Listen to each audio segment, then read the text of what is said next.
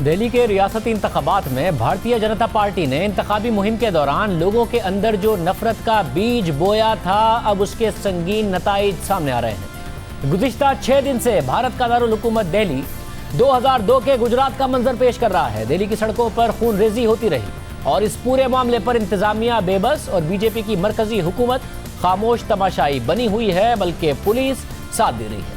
फसादात में मरने वालों की तादाद 42 तक पहुंच चुकी है और सैकड़ों अफराद जख्मी हैं। दिल्ली पुलिस के मुताबिक अब तक 123 से जायद एफआईआर दर्ज की गई हैं और 600 से जायद गिरफ्तारियां अमल में आ चुकी हैं।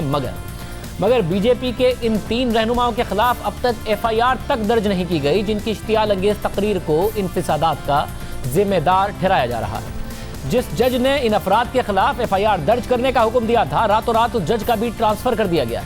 26 फरवरी को दिल्ली हाईकोर्ट के जस्टिस मुरली ने समाअत के दौरान फसादात रोकने में नाकामी पर पुलिस पर बरहमी का इजहार किया था और कहा था कि इश्तियाल अंगेज तकरीरें करने वाले हुक्मरान जमात के रहनुमाओं कपिल मिश्रा, परदेश वर्मा और अनुराग ठाकुर के खिलाफ एफआईआर क्यों दर्ज नहीं की गई? क्या मुजरिमों के खिलाफ एफआईआर दर्ज करवाना एक अहम मामला नहीं है?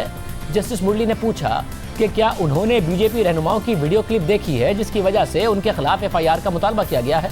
पुलिस अफसर ने जवाब दिया कि मैंने उनमें से 2 की वीडियो देखी है, कपिल मिश्रा की वीडियो नहीं देखी है। जिस पर जस्टिस मुरली ने रिमार्क दिए कि आपके ऑफिस में बहुत सारे टीवी मौजूद हैं, एक पुलिस अफसर कैसे कह सकता है कि मैंने वीडियो ही नहीं देखी? जस्टिस मुरली ने कोर्ट में कपिल मिश्रा की वीडियो दिखाने का हुक्म दिया और कहा कि आप सब ये देखें। जस्टिस मुरली ने मजीद कहा कि आपके पास मुतअद्दिद क्लिप्स हैं, तो आप किस चीज़ का इंतजार कर रहे हैं? आप एफआईआर क्यों दर्ज नहीं कर रहे हैं? एफआईआर दर्ज करने में आप जितनी ताखीर करेंगे, मसाइल इतने ही पैदा होंगे।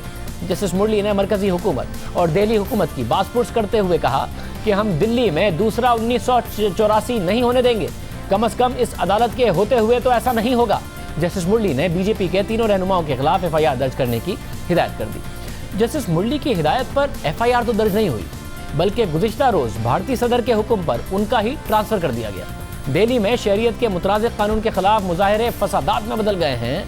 आरएसएस के इंतहा पसंद जत्थों ने मुसलमानों की अमलाक को निशाना बनाया और इस दौरान बड़ी दर्दनाक कहानियां सामने आई हैं, जिनमें से एक कहानी 37 साला जुबैर की है। 2 दिन पहले पुरतशद्दुद मुजाहिरों के दौरान एक नौजवान की तस्वीर सामने आई थी, जिसमें वो नौजवान सड़क पर पड़ा था और हुजूम ने उसको घेर रखा था।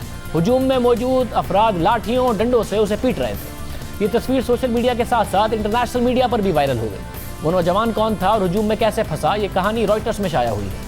मोहम्मद जुबैर ने बताया कि मैं मस्जिद से घर जा रहा था। जब मैं एक बड़े हुजूम के पास से गुजरा तो हंगामे से बचने के लिए अंडरपास की तरफ मुड़ गया, जो एक गलती साबित हुई, क्योंकि कुछ ही लम्हों में 1 दर्जन से जायद मुश्तइल अफराद ने मुझे घेर लिया, मुझे लाठियों और लोहे की सलाखों से पीटना शुरू कर दिया। मुझे ऐसा लगा कि मैं मर जाऊंगा। एक हुजूम नारे लगाते हुए अचानक एक निहत्ते शख्स की तरफ बढ़कर इसलिए हमला कर देता है क्योंकि वो मुसलमान है।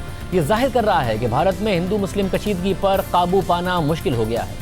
ऐसा ही एक वाकया एनडीटीवी ने रिपोर्ट किया, जिसमें बताया गया कि एक घर में 150 के करीब लोग दरवाज़ा तोड़कर घुस गए और आग लगा दी। इस घर में बच्चों के अलावा एक 85 साला बुजुर्ग खातून अकबरी भी मौजूद थी, जिनके बेटे सईद सुलेमानी ने एनडीटीवी को बताया कि मंगल की सुबह उनके बच्चों ने कहा कि घर पर दूध नहीं है। वो दूध लेने बाहर गए और जब वापस घर आने लगे तो उनके बेटे का फ़ोन आया कि कुछ लोग घर में घुस आए हैं। मुश्तइल लोगों ने घर की 4थी मंजिल तक आग लगा दी थी। उनकी वालदा 3री मंजिल में फंसी हुई थी। उनका दम घुटने से उनकी मौत वाक़ हो गई थी, मगर उनके बच्चे जिंदा बच गए। उनकी वालदा की लाश जले हुए घर के अंदर 10 घंटे तक रही और जब आग कम हुई तो रात को फायर फाइटर्स ने लाश को बाहर निकाला। मुसलमानों के घर जलते रहे और रियासत सिर्फ खामोशी से देखती रही। पुलिस तक को पथराव करते हुए देखा गया। यानी वही कुछ हो रहा है जो 2002 में गुजरात में हुआ। मॉडल वही है, तरीका कार वही है, मगर फ़र्क सिर्फ यह है कि उस वक्त नरेंद्र मोदी गुजरात के वज़ीर आला थे और आज वो भारत के वज़ीर आज़म हैं। मगर तमाम तर मज़ालिम के बावजूद जुल्म के ख़िलाफ़ आवाज़ उठाई जा रही है। कोई मुजाहरा कर रहा है, कोई शायरी के ज़रिए नरेंद्र मोदी और उनकी इंतहा पसंद जमात को पैगाम दे रहा है। इसके अलावा भी जो मुतदिल वहाँ पर हिंदू हैं वो मुसलमानों के साथ खड़े हैं। इंतहा पसंद जो इस वक्त बीजेपी के कारकुन हैं, सपोर्टर हैं, वो इस वक्त मुसलमानों के साथ ये सब कर रहे हैं। इस हवाले से पिंक फ्लॉयड बैंड से ताल्लुक़ रखने वाले मारूफ मौसीकार रॉजर वाटर्स ने भारतीय मज़ालिम के खिलाफ एक नज़म पढ़ी जो वज़ीर आज़म इमरान खान ने ट्वीट भी की है। इस वीडियो को शेयर करते हुए वज़ीर आज़म इमरान खान ने लिखा है कि जब वो मौसीकार के जिन्होंने फ़रोग़ अमन को अपनी ज़िंदगी का नस्बुल ऐन बनाए रखा, वो भी हिंदुस्तान में जारी कत्ल गारत पर आवाज बुलंद करने लग जाएं तो दुनिया पर बेदारी वाजिब हो जाती है।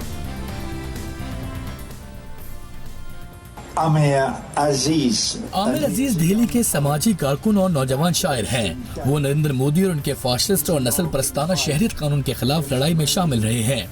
मैंने उनकी नज़म थोड़ी सी पढ़ी है। आमिर कहते हैं, Amir says everything will be remembered.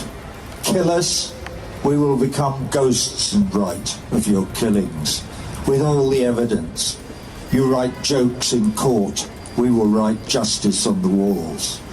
We will speak so loudly that even the deaf will hear. We will write so clearly that even the blind will read.